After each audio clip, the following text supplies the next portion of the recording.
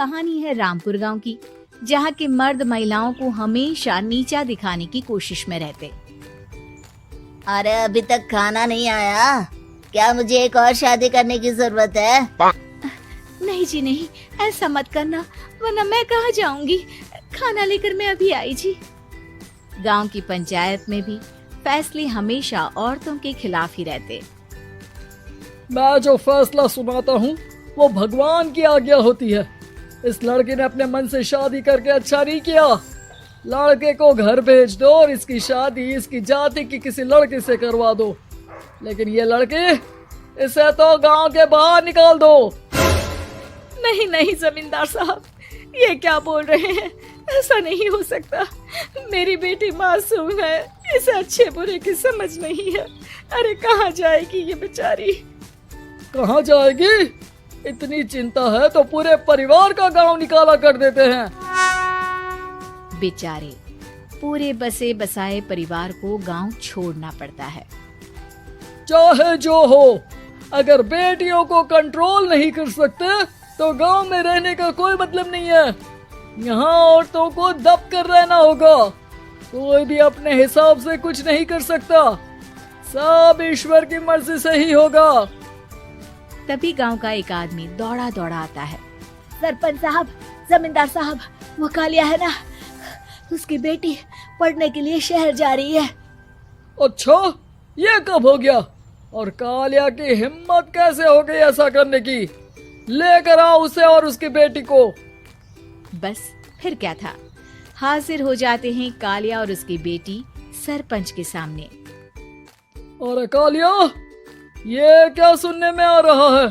बेटी को इंजीनियर बना रहा है तू?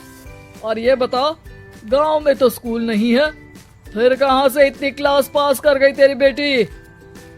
राधा, जो कि कालिया की बेटी है, उसे लगता है कि सरपंच उसकी तारीफ कर रहे हैं। सरपंच जी, मैंने ऑनलाइन पढ़ाई की है, डिस्टेंस लर्निंग से। सभी में मैंने अच्छे नंबर पाए हैं, जिसे देखते हुए शहर की इंजीनियरिंग कॉलेज में मुझे स्कॉलरशिप मिली है। वाह जी वाह, क्या होती है ये? पहले तो ये बताओ, फिर आगे की बात करते हैं। पूरा गांव राधा की बात सुन रहा था और राधा बोलती जा रही थी।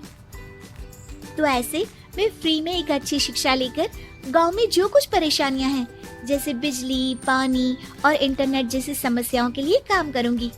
मैं गांव को शहर से जोड़ने के लिए पुल का निर्माण करवाने का प्रस्ताव रखूंगी। मुझे पूरी उम्मीद है कि जल्द ही हमारा गांव भी तरक्की की राह पर चल पड़ेगा।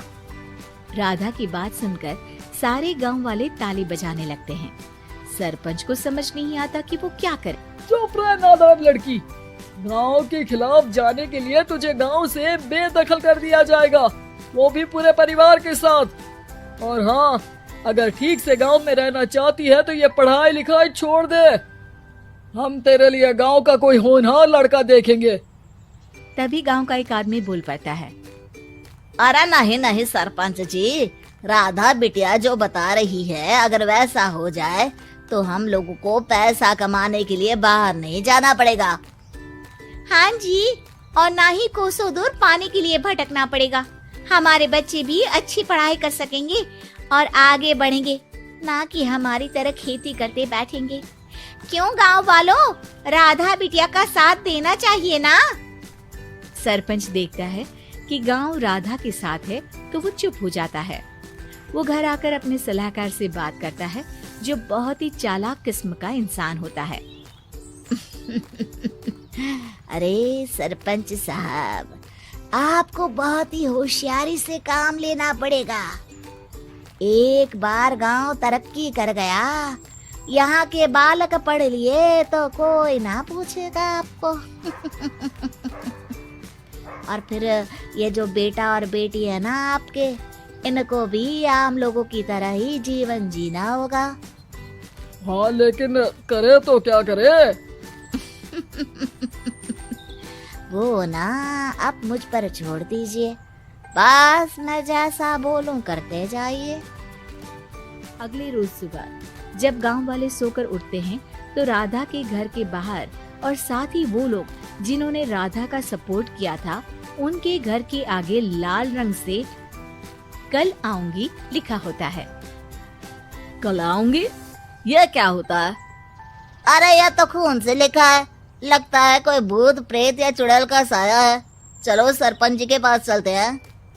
सभी सरपंच के पास जाकर उसे सारी बात बताते हैं।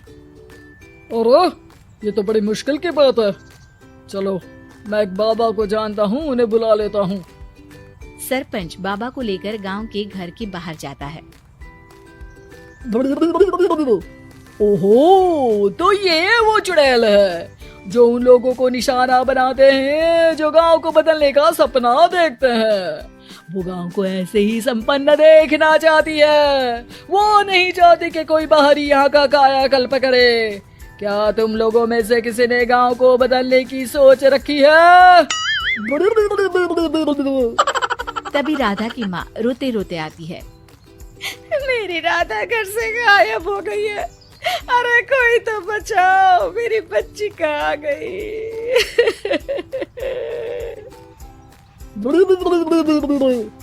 ले गई वो चुड़ैल, तेरी बच्ची को ले गई। अब वो उसे श्रापित करके छोड़ेगी, उस पर चुड़ैल का साया हो जाएगा। तभी बुरी सी हालत में राधा भी वहाँ आ जाती है। उसके बाल चुड़ैल की तरफ फैले होते हैं और कपड़ों में खून लगा होता है। सभी राधा को देखकर डर जाते हैं। माँ, पता नहीं मुझे कौन उठा कर ले गया था। अरे दूर दूर हो जा चुड़ैल, अब हम लोग इस गांव में नहीं रुकेंगे। अरे कैसे बातें कर रहे हैं आप? कल तो आप मेरे भरोसे गांव का हुलिया बदलने, अपने बच्चों को पढ़ाने और तरक्की उन्नति की बात कर रहे थे, तो आज क्या हो गया आपको? ये फिर तुम लोगों को बहकाएगी। ये चुड़ैल गांव में आ चुकी है, ऐसे ही ये तुम्हारे घर के बच्चों को भी ले जाएगी। गांव वाले राधा को गांव से बाहर निकाल देते हैं। उसके माँ बाप रोते रहते हैं, लेकिन गांव वाले नहीं मानते। मैं भी अपनी बहन के साथ गांव के बाहर रहूंगा, लेकिन वो पढ़ाई नहीं छोड़ेगी। वहीं सरपंच के घर पर सलाहकार कहता है। देखा, सांप भी मर गया और लाठी भी नहीं टूटी। लेकिन अगले ही दिन सरपंच के घर के बाहर भी वही शब्द लिखे होते हैं। और फिर सरपंच की बीवी कहती है, हमारी बेटी को किसी ने अगवा कर लिया है।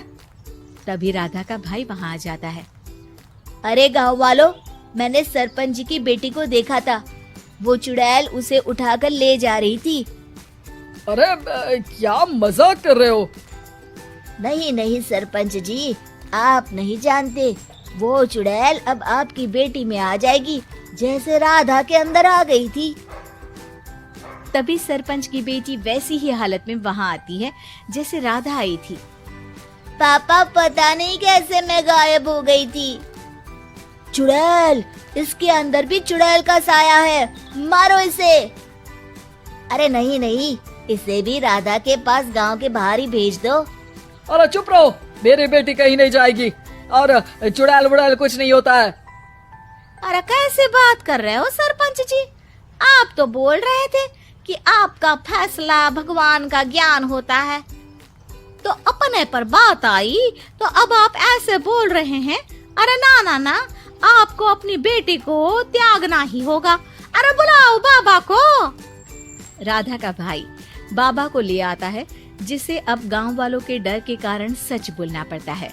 मैं कोई बाबा नहीं हूँ, मैं तो मोची था। ये सलाहकार महोदय ने मुझे कहा था एक्टिंग करने को। अब वो मुझे पैसे देने वाले हैं। अब मुझे माफ कर दो। गलती हो गई, मुझे माफ कर दो। तभी वहाँ राधा आ जाती है। देखा सरपंच जी, जब गांव के बच्चे साक्षर होंगे तो आप जैसे लोगों की चालाकी नहीं चलेगी।